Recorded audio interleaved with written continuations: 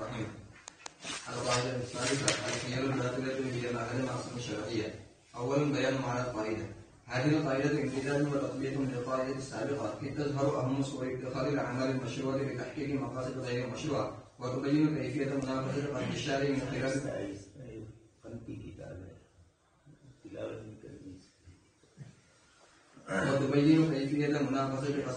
من خلال ما شرع وأباح. ذلك أن التحيل هو جعل الأفعال المقصود بها في الشرع معان وسائل إلى قلب تلك الأحكام، كالواهب ما له فرارا من الحول بالزكاة، والمتزوج البائنة بينونة كبرى بقصد إحلالها لزوجها، والممسك زوجته بقصد المضرة، والمطلق زوجته طلاقا باتا في مرض الموت. فالتحيل إذن ينطوي على باعث غير مشروع يستهدف هذا المقصد الشرعي، سواء أكان ذاك التحيل بإظهار فعل لغير مقصوده الذي شرع له أم إظهار قول لغير مقصوده الذي وشرع له. وهذا ما أدى ابن القيم إلى القول التحيل سعي لإبطال مقصود الشارع، والمتحيل في عمله يرتكب محصورين: الأول أنه يقلب أحكام الأفعال بعضها إلى بعض في ظاهر الأمر إذ يجعل الفعل المحرم في ظاهر الأمر جائزا، والثاني أنه يجعل الأفعال المقصود بها في الشرع معان أي حكم ومقاصد وسائل إلى قلب تلك الأحكام وينحرف بالأحكام عن غايتها. واستعمال المتحيل لتلك الوسائل المشروعة في سبيل تحقيقه غاية ممنوعة هو هدم لغاية الحكم ومقصده، فإذا كانت الغاية قد سقطت فمن باب أولى أن تسقط الوسيلة، لأن الوسائل مرتبطة بغاياتها ارتباطا لا ينفك شرعا إذ تعينت في حكم الشرع لغايتها، فإذا سقطت المقاصد سقطت الوسائل. آدمی اپنے قصد کے اندر شریعت کے قصد کی مخالفت کرتا ہے، اس کی مختلف وجوہات ہو سکتی ہے. اسی میں ایک بڑی وجہ یہ ہوتی ہے کہ آدمی شریعت کے اس مسئلے پر عمل کرنے سے اپنے آپ کو دور کرنے کے لیے کوئی نہ کوئی ایسی شکل اختیار کرتا ہے جو شریعت کے یہاں مقصود نہیں ہے. اس قسم کی جہاں آدمی کے دل کے اندر نیتیں ہوگی تو اس قسم کا حیلہ شرعاً باطل ہوگا. یہودیوں نے سنیچر کے دن کے لیے یہی کیا تھا، اس لیے اللہ تبارک تعالیٰ کی طرف سے اس کی ممانعت آئی اور ان کو قیرۃ خاسئین فرمایا گیا. یہ خود اس بات کی دلیل ہے کہ قصد شریعت کے خلاف قصد کی مختلف شکلیں ہیں، اسی میں سے تحیل بھی ایک ہے. اب یہ تحیل دو اعتبار سے، یعنی ایک تو تحیل کی وہ تعریف جو ممنوع ہے، انہوں نے اس پر گفتگو کرتے ہوئے ذکر کیا، لیکن تحیل کی ہر شکل ممنوع ہو یہ ضروری نہیں ہے. یہاں اس شکل پر گفتگو ہوگی جو شرعاً ممنوع ہے. اس لیے فقہائے محدثین نے اور علماء مجتہدین نے جو مثالیں نیچے آپ سن چکے ہیں، اس سے پہلے بھی آ چکی ہے، ان تمام مثالوں میں زکوٰۃ کی ادائیگی یا زکوٰۃ سے اس طرف فرار کر کے کسی کو قرض ہیبہ کرنا، اس ہیبے کو جواز کا درجہ دیا گیا. ہیلا کرنے والا ہیلا کرے گا تو سامنے والے کے لیے عورت حلال ہوگی. اور اس طرح طلاق بائنہ کے سلسلے کے اندر یہی ہیلا والا. اسی طرح اپنی بیوی کو مضرت کے قصد سے روکنے والا جان بوجھ کے رجوع اخیر میں کر رہا ہے، یہ اس طریقے سے کرنے والا بھی شرعی مقصد کے خلاف کر رہا ہے. اسی طرح اپنی بیوی کو طلاق کے بعد مرض الوفات میں دینے والا شوافے کے یہاں وہ طلاق کا اثر ہو جاتا ہے، اور چونکہ طلاق اس مفہوم میں مکمل ادا ہو گئی اس لیے عورت کا شوہر سے کوئی تعلق نہیں رہا، اس لیے جیسے ہی عدت ہے اس کی طلاق ہو گئی اسی وقت سے وہ اس کے نکاح میں سے نکل گئی، وراثت سے محروم ہو گئی، یعنی جب انتقال کرے گا تو وارثہ نہیں ہوگی. اس کے مقابلے میں حناف نے عدت کے دن تک کا مسئلہ رکھا. انہوں نے یہ خیر یہ ائمہ نے جو اس پر پھر بھی حکم لگایا، ہیلا ہونے کے باوجود اس ہیلے کو عمل میں وہ لائے اور اس پر اثر مرتب فرمایا. یہ دلیل ہے کہ ہیلے کے ذریعے، جیسے اگلی مثال میں حناف کے یہاں فساد آتا ہے، اقالہ اور فسق کا احتمال جو رکھتے ہیں ان کے اندر فساد کا حکم لگایا. یہ چیزیں اس بات کی دلیل ہے کہ شرعی نقطۂ نظر سے ہیلے مطلقاً نہیں ہے، یعنی مطلق جواز ہے، عدم جواز اس پر لگا دیا جائے یہ نہیں ہے، بلکہ ہیلوں کی کچھ کیفیتیں ہیں، کچھ شکلیں ہیں. پہلے تو انہوں نے ہیلے کی تعریف فرمائی. یہ قاعدہ اگلے قاعدے کے ساتھ ہی اس کی تطبیق ہے، اس لیے کہ دونوں میں یہی بات ظاہر ہوتی ہے کہ شریعت کا جو مقصد ہے اس کے خلاف بننے سے ہو رہا ہے. اب وہ خلاف ہونا چاہے ہیلے کی شکل میں ہو، وسیلہ بنانے کے طور پر، یا صراحتاً مخالفت کے طور پر ہو. نیچے جتنی مثالیں دی ان سب کے اندر قصد اور ارادے کے ساتھ ہی وہ اس طرح کر رہا ہے اور اس میں ہیلے کی شکل بھی بن رہی ہے. تو تحیل کی تعریف فرمائی، وجعل الافعال المقصود بها في الشرع معانی. وسائل الی قلب تلک الاحکام، ان احکام کو وسائل میں بدل دینا، الی قلبی فالتحیل اذن ینطوی علی باعث غیر مشروع یستهدف هدم مقصود شرعی، حیلہ حقیقت میں شرعی مقصد کا انہدام ہے، اس کو ہدف بنا کر اس کو غلط ٹھہرانا ہے، وہ یا نعوذ باللہ شریعت نے جس کو مقصد بنایا اس کو مقصد نہیں بنا رہا ہے، شریعت کے مقصد کو رد کر رہا ہے اپنی عملی شکل میں، قول میں بھی ہوتا ہے عمل میں بھی، طلاق وغیرہ بے وغیرہ میں قولاً ہوتا ہے، اور یہاں پر کچھ شکلیں ایسی ہوتی ہے جس میں عملاً شریعت نے جس چیز سے روکا اس کو عملاً دوسرے انداز سے کر رہا ہے. سواء كان ذلك تحيل بإظهار فعل لغير مقصوده الذي شرع له اب اظہار قول لغیر مقصوده، چاہے عملی شکل کے اندر ہو اس کا اظہار کرے یا اظہار قول لغیر غیر مقصود کا قصد کرے، مقصود کو صراحتاً رد کر دے. کبھی یہ ہوتا ہے کہ مقصود کو رد کرنا ظاہر میں نہیں ہوتا ہے لیکن نتیجتاً اس سے عمل وہی ہو رہا ہے کہ مقصود کے خلاف ہے، اس لیے کسی بھی شکل میں تحیل ہو ان تمام تحیل کا یہی حکم ہے کہ شریعت نے اس سے روکا ہے. اور تحیل کیا کرتا ہے؟ یہ ہدم اصلاً شرعاً، شرعی اعتبار سے یہ شریعت کو منہدم کرنے والا ہے، تو بہت بڑی چیز ہوئی، اس لیے ہیلوں کی گنجائش شریعت نے نہیں دی ہے جو باطل ہے. البتہ کچھ شکلیں وہ ہے کہ شریعت اسلامیہ کے دائرے میں رہتے ہوئے ہی بلکہ شریعت کے دیگر مقاصد شرعیہ کو بنیاد بنا کر وہ تحیل کا عمل کیا جا رہا ہے، تو حقیقت میں اس طرح کا ہیلہ شرعاً ممنوع نہیں ہوگا. ائمہ مجتہدین کے یہاں جو اس طرح کے ہیلے کی شکلیں ذکر کی گئی جتنی وہ سب اسی میں شامل ہے، وہاں مقصود ہدم شریعت نہیں ہے. امام شافعی رحمۃ اللہ علیہ خود اپنی ذاتی اعتبار سے بہت مخالف ہیلوں کے، اس کا انکار نہیں، لیکن اس منکر ہوتے ہوئے بھی امام شافعی رحمۃ اللہ علیہ ائمہ مجتہدین نے جتنے ہیلے کیے ہیں ان سب کا اپنی طرف سے جواب دے رہے ہیں. جیسے احناف کے لیے دیا، شوافی اور دیگر حضرات کی طرف سے بھی آگے جواب دے رہے ہیں. اس لیے ہیلے کی تعریف یہ ہے کہ وہ شریعت کو منہدم کرنے کی غرض سے، اور جہاں اس طرح انہدام کی غرض نہیں پائی جاتی جیسا ائمہ مجتہدین کے کلام میں، تو اس کو تحیل نہیں کہا جائے. ابن قیم رحمۃ اللہ علیہ نے یہی فرمایا، مقصود شارع کو باطل قرار دینا، اور اپنے عمل کے اندر دو چیزوں کا وہ مرتکب ہوتا ہے. ایک تو یہ کہ انہ یقلب احکام الافعال بعضها الى بعض فی ظاہر الامر، ظاہری اعتبار سے یہ نظر آتا ہے کہ شریعت کے احکام کو بعض سے بدل رہا ہے. شریعت نے جس حکم کو جس طرح رکھا ہے یہ اس کی دوسری طریقے سے تعویل کر کے یا اس چیز کو دوسری طریقے سے عمل میں لا کر رہا ہے. یہ اس بات کی دلیل ہے. یہ گویا دو چیزیں ہوئی تحیل کرنے والے کی، ایک تو شریعت کے افعال کو بعض کے ساتھ ملا دینا، جائز کو عدم جواز کی شکل والا اور عدم جواز کو جواز کی شکل والا. کبھی یہ بھی ہوتا ہے اگرچہ ہیلے میں عموماً پہلے والی شکل کم ہوتی ہے. شریعت نے جس چیز کو حرام کیا اس کو وہ جائز کر رہا ہے تو شریعت کے حکم کو بدلا. اور دوسرا اس نے کیا یجعل الافعال المقصود بها فی الشرع معانی، وہی بات شریعت مطہرہ کے اپنے افعال کے ذریعے المقصود بها فی الشرع معانی، جس سے شریعت کے یہاں ایک معنی مقصود ہے، وہ اس کو اصل کے بجائے وسائل کا درجہ دے دیتا ہے اور ان معانی کو استعمال کرتا ہے وسائل کے طور پر، اس شکل کو استعمال کر رہا ہے وسائل کے طور پر. حاصل یہی ہے انہوں نے دو چیزیں بتلائی لیکن حقیقت میں دو سمجھے یا دو سے زائد سمجھے. پورا خلاصہ اتنا ہی ہے کہ شریعت کے خلاف کا قصد وہ اپنی عمل اور اپنے قول کے ذریعے کر رہا ہے، قولاً و عملاً دونوں اعتبار سے ہو رہا ہے. ان وسائل کو استعمال کرنا فی سبیل تحقیق ہی غایتاً ممنوع. شریعت مطہرہ نے جن کو وسیلہ نہیں بنایا مقصود بنایا اور وہ ان مقصودات کو وسیلہ بنا رہا ہے. شریعت مطہرہ نے زکوٰۃ کو فرض قرار دیا اور ہبہ کو اپنے اعتبار سے ایک جائز امر قرار دیا. اب یہ ہبہ کر رہا ہے تو شریعت مطہرہ کی ہبہ کے جس مقصد کے لیے شریعت نے اس کو رکھا تھا اس مقصد کے لیے استعمال نہیں کر رہا ہے، زکوٰۃ کی عدم ادائیگی کے لیے اس کو وسیلہ بنا رہا ہے. جب اصل باطل ہوگا تو وسائل بھی باطل ہوں گے. اصل عبادت ہی پر جب حکم میں ترتب آیا تو وسائل کا بھی قابل اعتبار ہونا نہیں ہوگا. ثانيا أقسام الحيل. لقد أشار الإمام الشاطبي إلى أن الحيل التي ذمها الشارع ونهى عنها هي ما هدم أصلا شرعيا وناقض مصلحة مشروعة، فإذا فرض أن الحيلة لا تهدم أصلا شرعيا ولا تناقض مصلحة شهد الشرع باعتبارها فهي غير داخلة بالنهي ولا هي باطلة.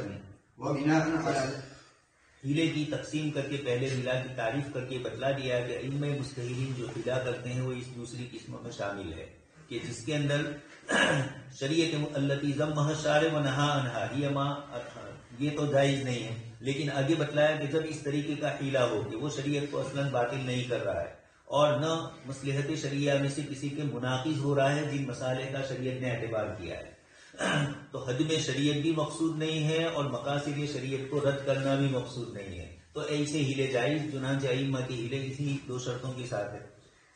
وبناء على ذلك تنقسم الحيلة إلى أقسام ثلاثة.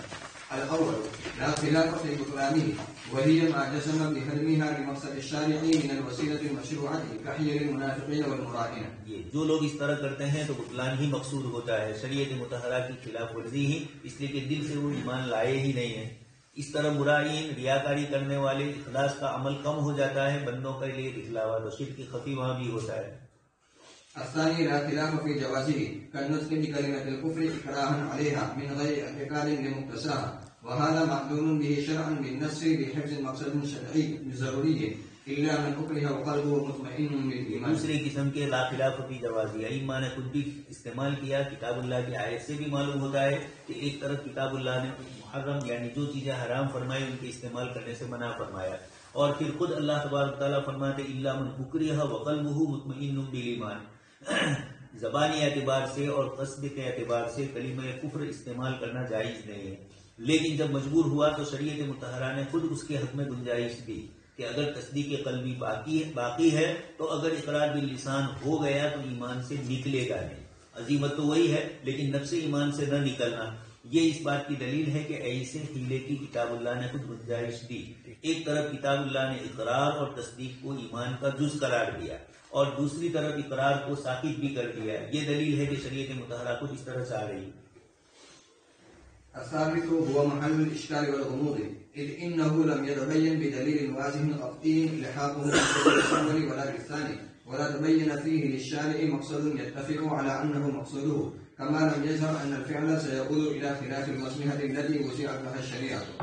بس امام شافعی رحمۃ اللہ علیہ تیسری قسم اس قسم کی چیز کو قرار دیتے ہیں، اور یہی تیسری قسم حضرات مجتہدین اور حضرات فقہا کے لیے محل نظر ہے۔ جب مسائل شرعیہ میں اس طرح کی چیز آتی ہے یعنی شریعت کا بطلان بھی مقصود نہیں ہے، اور اسی یعنی منافقین اور مرائین کی طرح، اور نہ یہ پتہ چلتا ہے کہ یہاں پر شریعت مطہرہ کی طرف سے کوئی گنجائش دی ہے یعنی خلاف نہیں ہے شریعت کے۔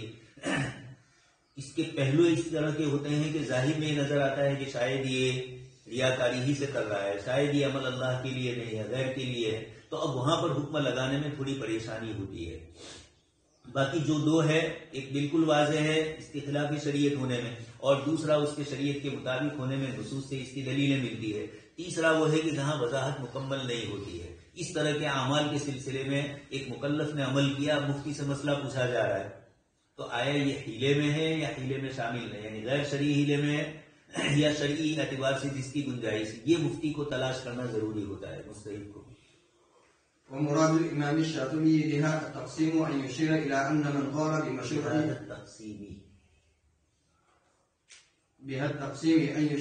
أن من قال بمشروعية بعض الحيل كقول الشافعية بصحة طلاق المبتوتة في مرض الموت، وقول الحنفية والشافعية بجواز نكاح التحليل ما دام لم يظهر في العقد ما يشترط التعقيد، وقول الشافعية بجواز بيع العينة، فهم لم يأخذوا في هذه المسائل هدما لمقصد الشارع كونها من القسم الثالث الذي هو محل الإشكال والغموض، وبناء على ما ظهر لهم من أدلة ترشد وفق ما فهموه منها إلى أن مقصد الشارع لا يهدم بمثل هذه الأحكام، ذلك أن علة بطلان التصرف تتمثل في تحقق المناقضة بين قصد الشارع من أصل التصرف وقصد المكلف من ذاك التصرف، فإذا ظهر أن المكلف لم يخالف قصد الشارع بناء على ما ثبت للمجتهد فإن المناقضة حينئذ ترتفع۔ اس طرح کی یہ جتنی مثالیں ہیں اس میں ائمہ مجتہدین نے یہی کیا ہے، جن حضرات نے شواف احناف وغیرہ نے ان کے اندر ان کے پیش نظر شریعت کا حدم مقصود نہیں تھا، اگرچہ ظاہری شکل اس طرح کی تھی، جیسے مثالیں تو آپ سن ہی چکے ہیں، مرض الوفات میں اپنی بیوی کو طلاق دے رہا ہے، اب تک نہیں دی، زندگی نکاح کیے جاتے ہیں تعبیر کے لیے، اور اب تعبیری طور پر اب تک تو یہ اس کے ساتھ رہا اور اب زندگی کے آخری دنوں میں طلاق دے رہا ہے تو کچھ سمجھ میں نہیں آ رہا ہے، اس لیے حکم یہ بھی لگ سکتا ہے کہ حقیقت میں اس کے پیچھے اس کو محروم کرنا ہے وراثت سے، اور یہ بھی ہو کہ شاید نہ ہو، اس قسم کی چیزوں کے اندر اب حکم کیا لگایا جائے؟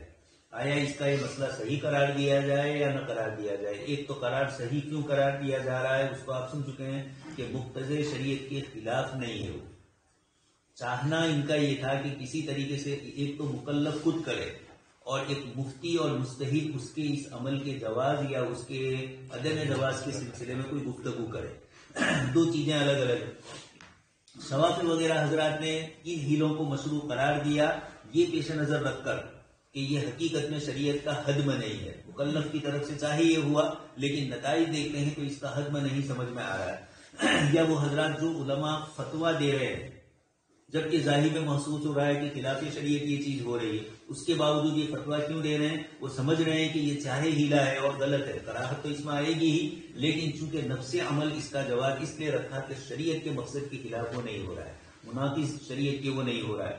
ان تمام مثالوں میں ائمہ نے یہ دیکھ کر ہی فتوے دیے. اسی طرح حناف اور شوافی دونوں نے ہیلے کو جائز قرار دیا, تحلیل والا حلال والا, جب تک کہ عقد کے اندر اس کی شرط نہ لگائی جائے. عقد میں شرط لگائی جا رہی ہے تو یہ صراحتاً شریعت کی خلاف ورزی ہو رہی ہے. ایک عملاً ہو رہی ہو وہ الگ چیز ہے, اور ایک صراحتاً یہ شریعت آپ سن چکے ہیں.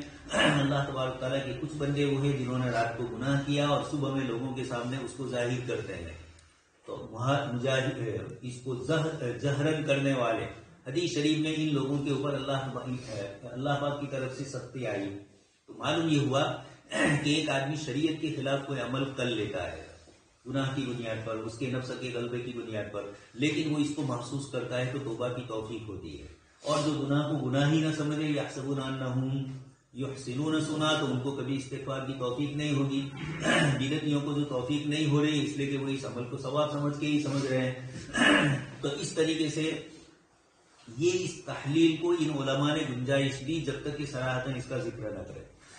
اسی طرح شوافی کے یہاں بیع عینہ ہوتی ہے, اس کا کثرت ذکر ویسے حدیث شریف کی کتابوں میں بھی ہے, ابو داؤد میں بھی بیع عینہ کا ذکر آیا, امام شافعی رحمۃ اللہ علیہ کی عبارتوں میں بھی آیا. ہمارے یہاں ابن حمام رحمۃ اللہ علیہ بیع عینہ اصل تو ان کے یہاں ہی تھی, لیکن بیع تورق کی بیع جو آج کل چلتی ہے اسلامی بینکوں میں, وہ اور عینہ دونوں ایک دوسرے سے تھوڑے ملتے جلتے ہیں. اس بنیاد کے اوپر تورق کی بحث میں آ چکا ہے, سیمینار ہاسوٹی میں ہوا تھا تورق کی بیع کا, اور سمجھانے کے لیے سب جدید آلات سے فائدہ اٹھانے کی کوشش کی گئی, لیکن جو حرام شکل یا جو علماء کو سمجھ میں نہیں آ رہی تھی وہی شکل آئی تو اس وقت وضاحت نہیں ہو سکی. بجلی نے کام دینا چھوڑ دیا, یا انہوں نے جو مشین لگائی تھی اس نے, تو حضرت مفتی صاحب احمد خان پوری صاحب تھے, انہوں نے کہا کہ جو اصل مسئلہ پیچیدہ ہے اس کی وضاحت کے لیے ہی وہ وضاحت نہیں ہو پائی. خیر, یہاں اتنا سمجھ لیجئے کہ اسلامی شریعت میں ربا ہے نہیں, سود ہے نہیں. اب ایک مسلمان غریب آدمی کسی مالدار تاجر کے پاس روپیہ لینے کے لیے جاتا ہے, وہ سامنے والا سمجھتا ہے کہ ربا تو جائز نہیں ہے اس لیے سود تو لے نہیں سکتا ہوں, تو اس کے لیے کوئی ہیلا کرتا ہے. وہ یہ کہتا ہے کہ دیکھو یہ گھڑی میرے پاس پڑی ہوئی ہے, گھڑی کی قیمت 1000 روپے ہے, اور یہ اس کو کہہ رہا ہے 1500 کی یہ گھڑی ہے. اب بیچارے نے مجبور ہو کر 1500 میں وہ گھڑی 1500 کی 1000 کی گھڑی اس کے پاس سے 1500 میں خریدی. اب مارکیٹ میں جا کر بیچنے گیا تو کتنا آئیں گے؟ 1000 ہی آئے. اس کو نقد 1000 روپے مل گئے. گیا تھا اس کے پاس پیسے لینے, اس نے کہا کہ نہیں پیسے نہیں دیتا, یہ گھڑی خرید لو 1500 میں. اب اس نے خرید لی. خریدنے کے بعد اب اس کے پاس بازار میں بیچی, یا خود یہ کہے کہ مجھے بیچو, یعنی میں خریدنے کے لیے تیار, اس میں فرق پڑ جاتا ہے مسئلے میں. دوسرے کسی کو بیچے تو گنجائشیں ہیں, اگرچہ وہاں بھی بات تو وہی ہو رہی ہے, اس کو تو نقصان ہی ہوا 500 روپے کا, لیکن سیدھا فائدہ اس کو نہیں ہوا جس نے اس کو 1500 میں بیچی. اس لیے فقہائے کرام نے اس کی گنجائش دی ہے. ہمارے یہاں ابن حمام رحمۃ اللہ علیہ نے اس مثال کو تفصیل سے ذکر کیا, اور علامہ شامی رحمۃ اللہ علیہ نے ابن حمام رحمۃ اللہ علیہ کی اسی عبارت کو بنیاد بنا کر پھر فتویٰ بھی اس پر دیا. تو یہ بیع عینہ کی شکل یہ ہوتی ہے. اب آج کل اسلامی بینکوں میں یہ ہو گیا, اس لیے اس کو تورق کہا گیا. حنابلہ کی اصطلاح ہے تورق, ورق کے ذریعے, نوٹ کے ذریعے, کاغذ کے ذریعے مسئلہ ہوتا ہے, اس لیے اس کو تورق. اور وہاں عین ایک چیز گھڑی تھی وہ بدل گئی پیسوں کی شکل کے اندر. تو اس بنیاد کے اوپر اس کو عین کی نسبت سے یہ ہوا، اس لیے اس کی ایک معروف معنی کے لیے اس کو بیع اینا کہا گیا. شکل آپ سمجھ گئے کہ کسی کے پاس جا رہا ہے پیسے لینے کے لیے، وہ پیسے نہیں دے رہا ہے، اس کے بجائے چیز بیچتا ہے، اور چیز اتنی مہنگی بیچ رہا ہے کہ جو مارکیٹ میں اتنی نہیں چل رہی. اس نے خرید لی 500 روپے زیادہ دیے، اور پھر یہ کہے کہ تمہاری یہ گھڑی بیچو مارکیٹ میں اگر کوئی مل جائے تو، اور ایک یہ کہے کہ لاؤ میں تمہارے پاس سے خرید لیتا ہوں. یہ خریدنے کی جب بات کریں تو سود کا شائبہ ہو رہا ہے کہ سیدھا سود نہیں لے سکتا تھا تو چیز 500 روپے کی زیادہ مہنگی بیچی اور اس کے پاس سے 500 زائد وصول کر لی. مارکیٹ میں جا کر یہ بیچ رہا ہے تب بھی اس کو تو نقصان ہی ہے، لیکن یہ 500 روپے اس نے جو زیادہ قیمت پر بیچے یہ ایک بیچنے کی شکل ہوئی، لیکن مشروط بالقرض ہے. مشروط بالقرض سیدھی نہیں ہوئی، چیز ہی دے دی. اسلامی بینک یہ کرتی ہے کہ اسلامی بینکوں کے لیے سود لینا جائز نہیں ہے، تو اب انہوں نے یہ طریقہ شروع کر دیا عرب ملکوں میں، پاکستان میں بھی تورق کی بیع کا، کہ ایک آدمی بینک سے 1 لاکھ روپیہ قرض لینے کے لیے جا رہا ہے. بینک اس کو کہہ رہی کہ قرض تو ہم تم کو دیں گے لیکن یہ چیز خرید لو ہمارے پاس سے تو، اور وہ چیز وہی شکل جتنی کی ہے مارکیٹ میں اس سے تھوڑی زیادہ قیمت، اور وہ زیادہ قیمت ان کو مل گئی. پھر کبھی خود مشتری کے پاس سے بائع اول ہی خریدے یا مشتری کے پاس سے بائع اول نہ خریدے کوئی اور خریدے. خیر یہ گفتگو تو تورق اور عینا کی جو اصطلاحات ہے ان کی تعریف ہے، اس کی بنیاد کے اوپر یہ اس طرح کی مثالیں دی گئی ہے. لیکن حقیقت یہ ہے، مقالہ ہم نے لکھا ہے اس سلسلے کا اور ہے وہ دارالعلوم ماٹلی والا کی فقہی خدمات میں پورا مقالہ. حاصل یہی ہے کہ عینا کی اصطلاح ہر زمانے میں بدلتی رہی ہے، اور اسی پر اصطلاح جدید جب ہو جاتی ہے، جبکہ امام شافعی رحمۃ اللہ علیہ نے جب ذکر کیا تھا حنابلہ کے یہاں جب عبارت آئی تھی تورق کی تو اس کی شکل آج سے 1000 سال پہلے کی تھی، 1200-1300 سال پہلے کی تھی. اور اب جب 1000 سال کے بعد پورا کایا ہی اس کی پلٹ گئی ہے پوری، تجارت کے طریقے اور درہم اور دینار کے بجائے اب کاغذی کرنسی کا سارا مسئلہ ہو گیا، اور اس کی بنیاد پر بھی مسائل کہیں آتے ہیں. تو ان بنیادوں پر تورق اور عینا دونوں ایک دوسرے سے ملتی جلتی ہے، یعنی پرانی جو بیع عینا تھی اسی سے ملتی جلتی کچھ شکلیں تورق میں بھی شامل ہو چکی ہے. اس لیے علماء کرام نے اس سے منع فرمایا. اور جو شکل اس طرح کی نہ ہو، اب تحیل ہے اس میں، الہی تو ہوا ہے کہ اس طریقے کے پیسے لے لیتے ہیں ان کے پاس سے. اس طرح جتنے بھی مسئلوں کو جائز قرار دینے کے لیے لوگ اس طرح کا کریں گے. ایک تو یہ ہے کہ فقہائے کرام نے گنجائش دی ہو، جیسے شوافی نے بیع عینا کی گنجائش دی، اب ان کے پاس اس کی دلیلیں ہیں. اس بنیاد پر جیسے احناف کے یہاں کل دلیل تھی، شوافی کی دلیل بھی اسی طرح کی ہے جواز کے سلسلے کی، ورنہ روایتیں تو عدم جواز ہی پر ساری ڈال ہے. حدیث شریف کی اس لیے آپ صلی اللہ علیہ وسلم نے جو روایت میں منع فرمایا اب بھی عین الربا، آپ نے فرما دیا کہ یہ بالکل وہی سود ہے، اس لیے چیز کا چیز سے تبادلہ نہ کرو بلکہ بیچ میں کیا کرو، پیسے لاؤ. شوافی کہتے ہیں کہ ہم بھی اس طرح بیچ میں پیسے لے آئے. اس طرح بیع عینا کی کچھ شکل جواز کی اس روایت سے استدلال کیا جاتا ہے. یہ تمام کی تمام جتنی بھی ہے اس میں عدم مقصد شریعت نہیں، اس لیے کہ فقہا کے پیش نظر ہو ہی نہیں سکتا ہے. اس لیے امام ابو حنیفہ رحمۃ اللہ علیہ یا امام ابو یوسف نے جو بھی ہیلے ذکر فرمائے ہیں، یا امام محمد نے اور دیگر ائمہ کے یہاں بھی ان سب کا یہی ہے. حاصل حد میں شریعت مقصود نہیں ہے. وكأن الشافعي بذلك يود أن يرسي مفهوما عاما مفاده أن جميع الفقهاء والمجتهدين متفقون على بطلان التصرف إذا ثبت أنه هادم للمقصد الشرعي. جہاں اس طرح معلوم ہوگا کہ شریعت کے مقصد کے خلاف ہے تو فقہا اس کو منع کریں گے. فقہا نے جو گنجائش دی وہ ہلا کر کے اسی بنیاد پر دی کہ کبھی کبھار اطلاع عام ہوتا ہے. جیسے حضرت مولانا تقی صاحب نے فرمایا کہ اسلام نے سود کو حرام فرمایا تو سلم کی گنجائش دی، اس لیے کہ غریب چھوٹے چھوٹے تاجر ہیں وہ کس طریقے سے مال لیں گے دوسروں سے، تو یہ ایک شکل ہے جو لے لیے اور اس کے بدلے میں وہ مال تیار کر رہے ہیں. تو وہی بات جو سود کی شکل میں ہوتی تھی اسلام نے اس کو سلم کی شکل میں، بیع کی شکل میں بدلی. اور آپ جانتے ہیں کہ ایک آدمی 4 مہینے سے پہلے ابھی پیسے دے رہا ہے تو یقیناً بھاؤ جو کرے گا وہ بھی مارکیٹ میں جو ہوگا اس سے تھوڑا کم کرے گا، یعنی کم روپے میں لے گا. سامنے والے سے لے گا تو کم روپیوں میں ہی لے گا، اس لیے کہ 4 مہینے پہلے پیسے دے رہا ہے. تو اس طریقے سے تو اب یہ پھر بھی مولانا نے اس کی گنجائش دی کہ یہ چیزیں بھی پھر بھی شریعت نے اس کو ملحوظ رکھا کہ 4 مہینے پہلے پیسے دے رہا ہے تو اس کے پیسے غریب کو استعمال کرنے کی موقع میں اس کو مل رہا ہے. 4 مہینے پیسوں کو ایک چیز بنائی پھر بیچے گا، پھر بنائی پھر بیچے، اس طرح کرے گا تو یہ پیسے جو مودی اس کے پاس سرمایہ ہے اس سے اس کو فائدہ 4 مہینے یا 2 مہینے حاصل کرنے کا آنا اپنے یہاں کم سے کم 1 مہینہ ہے. اس لیے بیع سلم میں یہ 1 مہینے بھی وہ اس روپیے سے فائدہ اٹھا رہا ہے غریب آدمی، اس کو پیشگی پیسے مل رہے. یہ تو ہوتا ہے کسان کے لیے.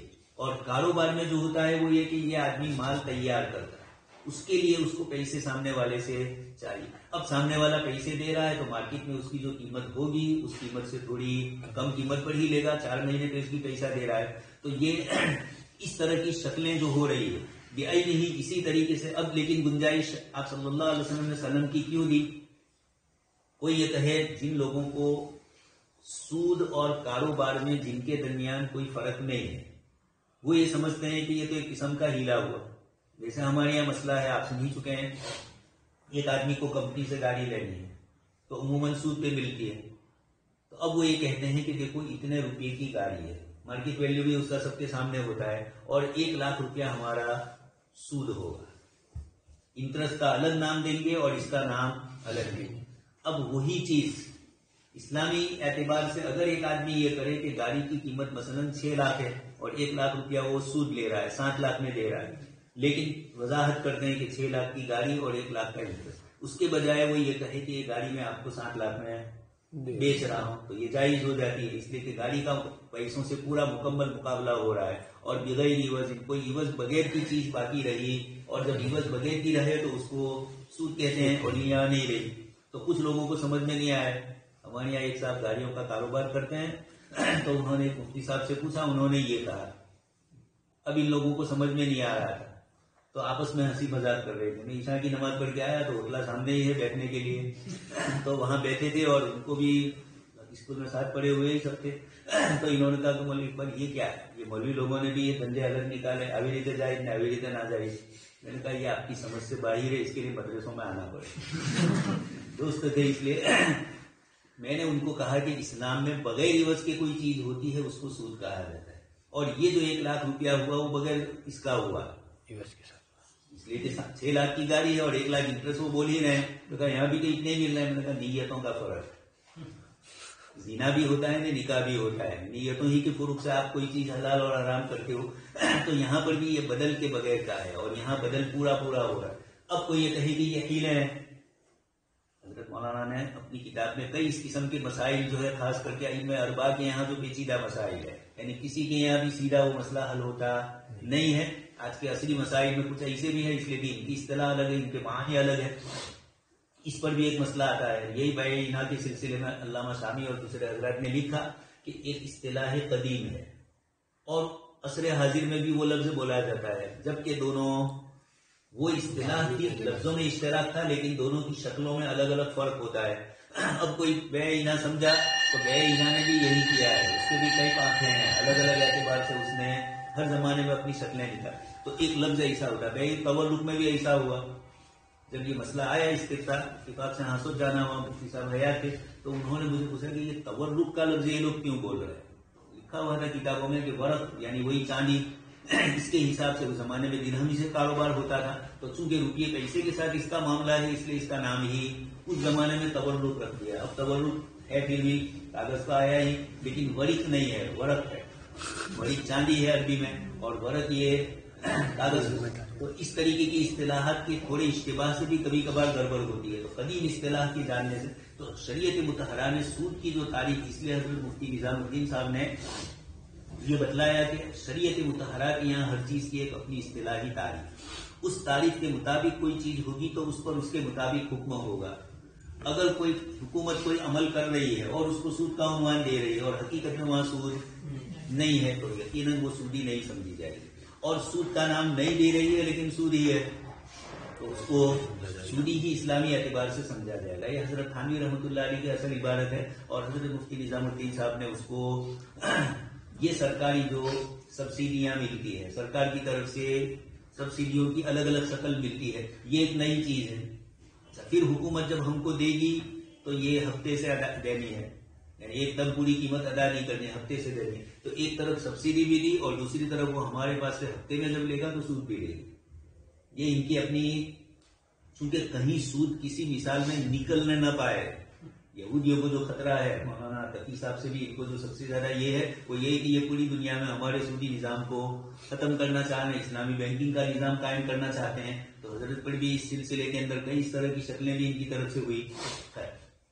تو اس بنیاد کے اوپر بھی کبھی کبھار ہوتا ہے. تو یہاں پر بھی شریعت مطہرہ نے ذالک ان علت بطلان التصرف تتمثل فی تحقق المناقضہ، یہاں مناقضہ نہیں پایا گیا، شکل نہیں ہوئی، اس لیے کہ آپ مناقضہ سمجھ رہے تھے، لیکن جب شرعی اعتبار سے سمجھا تو مناقضہ یہ مثال میں بھی نہیں، مہندرا کی گاڑی والی مثال میں بھی اور اس مثال میں بھی، یہ جو فقہاء نے مثالیں دی ان میں بھی ایسا ہے.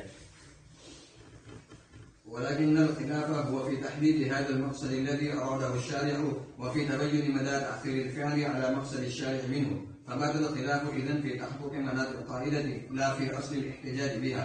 ولعله مما يؤيد هذا الفهم ما قاله ابن الهمام في وجه صحة نكاح المحلل، إذ قال لما سماه الشارع محللا دل على صحة النكاح، لأن المحلل هو المثبت للحل، فلو كان فاسدا لما سماه محللا.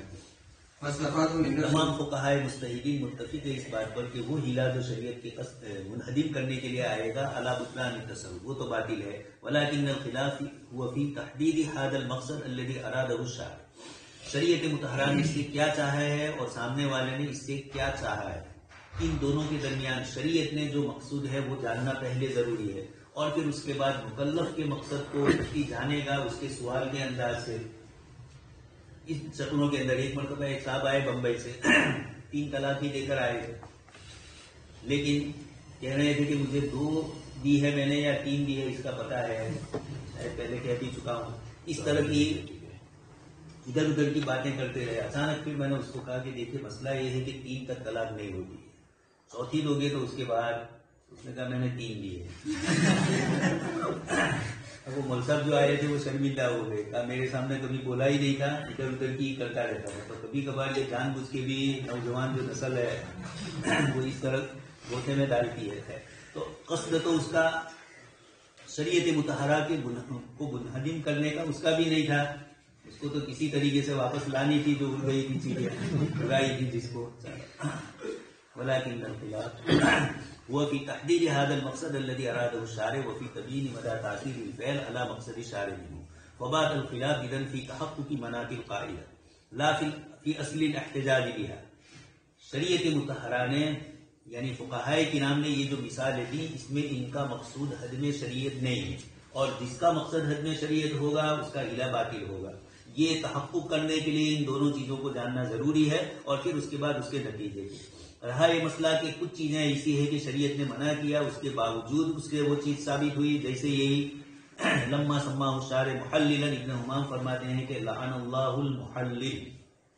جب آپ صلی اللہ علیہ وسلم اس کو محلل فرما رہے ہیں تو جس کی بیوی کے ساتھ اس نے نکاح کیا اس کا تو مسئلہ حل ہو گیا، اس لیے کہ قرآن نے بھی فرما دیا ہے کہ 2 کے بعد طلاق مرتان کے بعد فَإِن طَلَّقَهَا فَلَا تَحِلُّ لَهُ مِن بَعْدُ حَتَّىٰ تنکیہ ہو گیا، اس لیے اس کے اعتبار سے جائز ہونا چاہیے. اب وہ کس طریقے سے ہوا تنکیہ، باقاعدہ دونوں کی گفتگو سے ہی ہوا ہے. اب گفتگو میں صراحتاً کہا ہو کہ اس کے بعد طلاق دے دینا، تب تو ہمارے یہاں بھی گنجائش.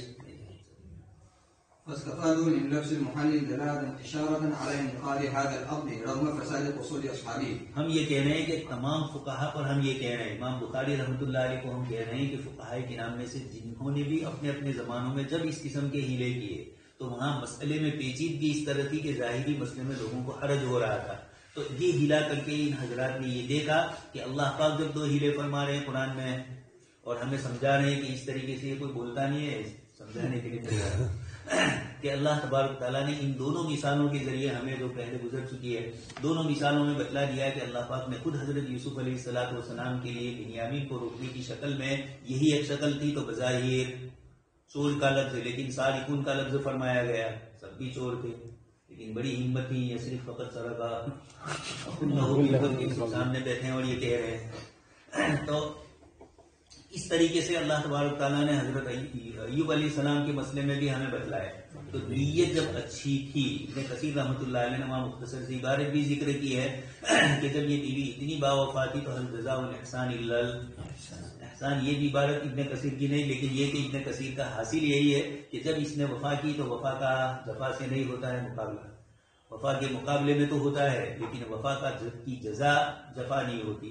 اس لیے اس بیوی کو اللہ پاک نے وہی ایک گچھے میں لے کر، آج کل کی جھاڑو ہے نا ہماری، بس ایک مار دی تو 100 اندر چھوٹی چھوٹی آ گئی. یہ ایوب علیہ السلام کو یہ حیلے بتلائے.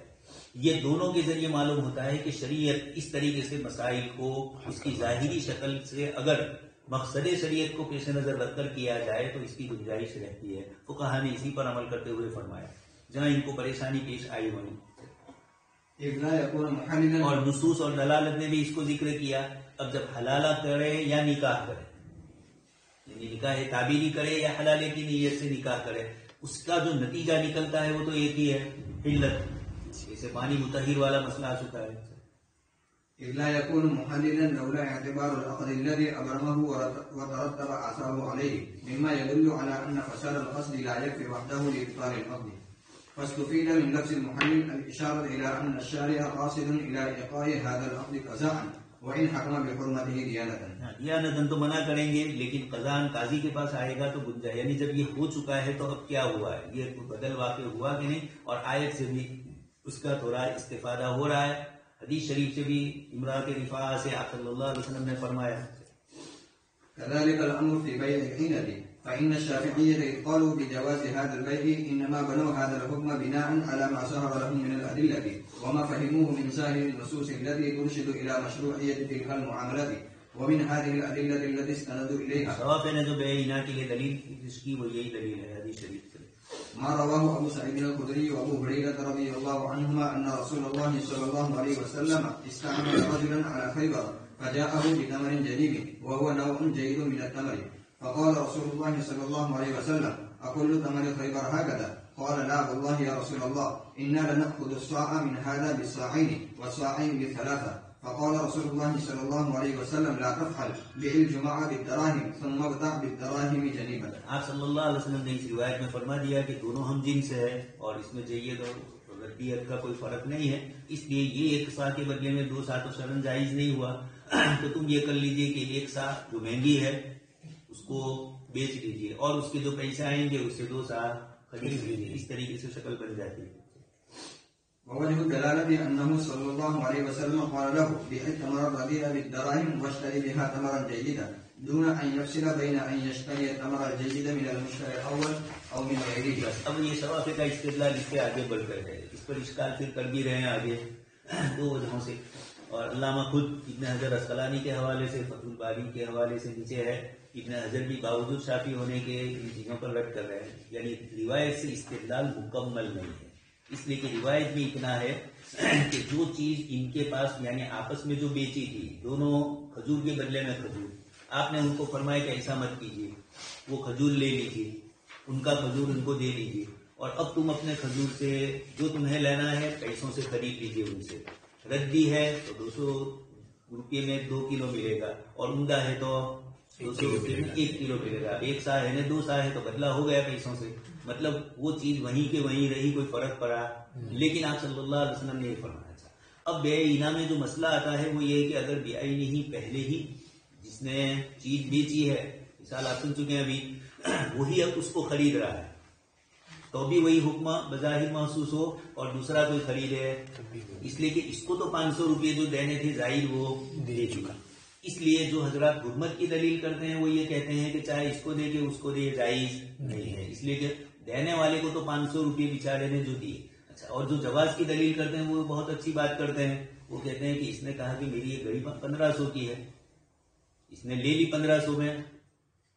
گجراتی میں مسل مشہور ہے، دلہا کو جو دلہا راجا نے پسند آئی رونی چھوڑوں ملتا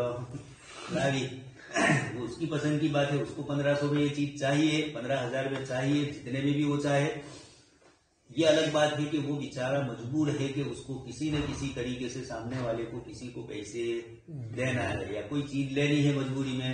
بچہ بیمار ہے، ہاسپٹل میں ہے، پیسوں کی ضرورت، اس طرح کی پریشانی آتی ہے. اب مالدار کے پاس جاتا ہے تو وہ اس طریقے سے کر لیتا ہے. تو اس نے جو اس کے ساتھ کیا وہ ایک الگ چیز ہے، لیکن اس کے لیے کرنا جائز ہے کہ نہیں؟ تو کہا کبھی یہ بھی دیکھتے ہیں کہ جو دو آدمی ہیں، فریقین میں معاملہ ہو رہا ہے، لیکن ایک فریق کس نیت سے کر رہا ہے اور دوسرا فریق کس نیت سے کر رہا ہے. اس میں ایک فریق کی نیت اگر صحیح والی بھی ہوتی ہے اور وہ مجبوراً اس طریقے سے کرتا ہے تو اس میں کچھ گنجائش پہلے کے مقابلے میں ہوتی ہے. یہ نہیں کہہ رہا ہوں کہ ہو گئی، ہو سکتی ہے. اس طرح کا فرق بھی ہوگا دونوں کے لیے. یہاں پر آپ صلی اللہ علیہ وسلم نے اتنا فرمایا کہ یہ جو تم نے دونوں چیز ایک جنس ہے اور سودی اموال ربویہ میں سے ہے، حدیث شریف میں جو 6 چیزیں ان میں سے ہے، اس بنیاد پر ان کا باہمی تبادلہ کمی بیشی سے جائز نہیں ہے. اس لیے تم یہ کرو کہ اس کے بدلے میں روپیے کو لاؤ. یہ حضرات کہتے ہیں کہ دیکھیے یہاں جس طرح کیا، یہاں بھی کبھی یہ ہوتا ہے کہ قرض اس کو لینا ہے، اس کو قرض چاہیے، سامنے والے کہتے ہیں کہ قرض تو دیں گے لیکن یہ چیز خرید لو. تو دونوں میں پورا مکمل ربط ہے نہیں. لیکن جنہوں نے بے اینا کو جائز کہا، چونکہ عموماً بے اول ہی کا مسئلہ رہتا ہے، تورق میں تو یہی شکل بنے گی، اس لیے کہ بینک ان کو یہ کہے گی کہ ہم تمہیں 1 لاکھ روپئے دے رہے ہیں، لیکن یہ چیز جو 10,000 کی ہو وہ اس کو 15,000 میں بیچے اور 5,000 سود لے لے، تو بینک کو تو مل گیا. اب چاہے یہ بینک کو بیچے بعد میں اسی کو 10,000 میں، تو بینک کے پاس اپنی چیز آ گئی اور 5,000 روپیہ مل گئے، تو یہ سود ہی اس طرح. اب لیکن یہ ہے کہ اس طریقے سے کرنا ایک مجبور آدمی کے لیے تھا، اس لیے اس نے کیا.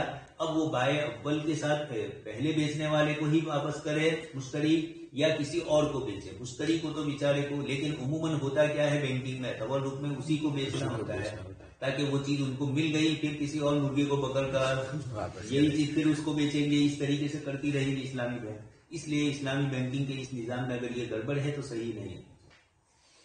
فدل ذلك على انه لا فرق كذلك فان هذا البيع الوارد، اس کا تعلق تورق سے زیادہ ہوگا. اسلامی بینکنگ میں عصر حاضر میں جو ہو رہا ہے، بے اینا تو بہت کم ہو رہی ہے، اور ہو رہی ہے تو شکل تورق کی بدل میں آ چکی ہے وہ. كذلك فإن هذا البيع الوارد في الحديث هو بيع صاع بصاعين وتوسط بينهما أخذ الدراهم فأبيح. یہ جواب تو دیا ہے شواف حضرات نے، لیکن وہی ہماری طرح ہی لولا لگ رہا ہے. ورغم أن هذا الاستدلال قد رد